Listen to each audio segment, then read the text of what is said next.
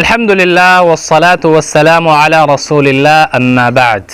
محترم ورونو په دې ورځو کې ډیر زیات بحثونه کیږي د کرونا وایرس باره کې، مختلف قسم بحثونه کیږي، لیکن زموږ نننی بحث په دې باندې دی چې څنګه یو انسان کولی شي د دې قسم مصیبت نه ځان په امان کړي.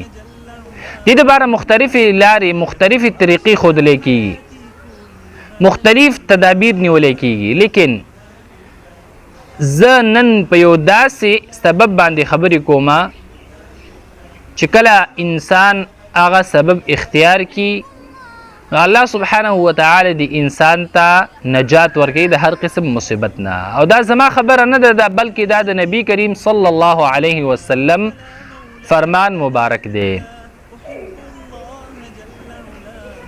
هغه سبب چې دی هغه صدقه ده. کله چې انسان صدقه ورکوي په خپل مال کې، نو الله سبحانه وتعالی دا د هر قسم شر او افت نه ساتي د دې صدقې په وجه باندې.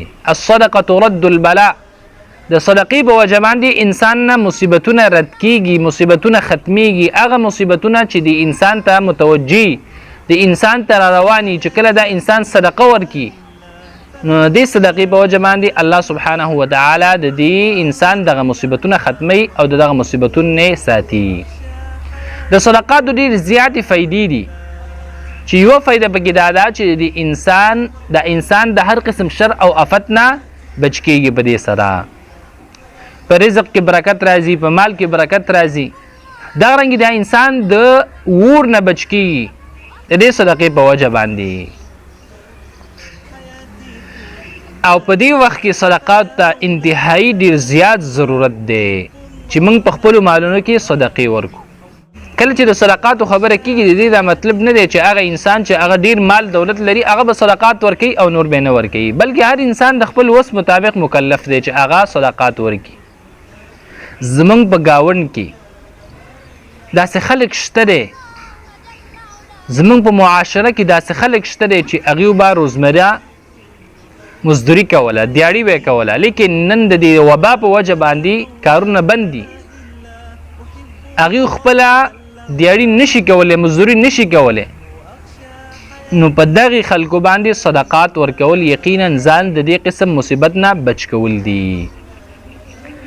او کم صدقې باندې انسان بچ کیږي؟ هغه صدقات چې هغه صرف د الله د رضا دپاره وي، هغې کې نوم شهرت دا پکې نه. کله انسان صدقه ورکوي دې لپاره چې خلک وایي دا ډېر ښه سړی دی، غریبانو سره مدد کوي، خلک به راته ښه سړی ووایي. نو چې کله د خلکو دپاره شو دغه قسم صدقات نه تا د مصیبت نه بچ کولی شي، نه یې د اور نه بچ کولی شي، او نه ستا په رزق کې برکت راتلی شي د دې قسم صدقو نه. او دا یو قسم امتحان دی په مونږ باندې چې مونږ څه کوو په دې سخت وخت کې. مونږ څه کوو؟ دا د حدیث مفهوم دا دی چې تاسو د ځمکې والا باندې رحم وکړئ، د اسمان والا به په تاسو باندې رحم وکړي. که چېرته ته غواړې چې الله سبحانه وتعالی په تا رحم وکړي، د الله نه د رحم امید کې، نو شرط دا دی چې ته به په انسانانو باندې رحم کې، په انسانانو باندې به رحم کې. او غوره صدقه او بهترینه صدقه هغه ده، حدیث کې راځي نبی کریم صلی الله علیه وسلم فرمایي چې یو لاس د بل لاس نه خبر نشي، دومره پټه ورکړی شي چې دا یو لاس خبر نشي چې د بل لاس څه ورکړه، دومره پټه.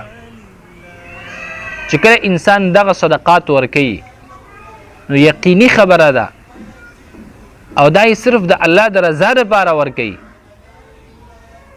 صرف د الله رضا په دې کې مقصود دی. نو الله سبحانه وتعالی به خامخا د انسان د هر قسم شر او هر قسم مصیبت نه ساتي.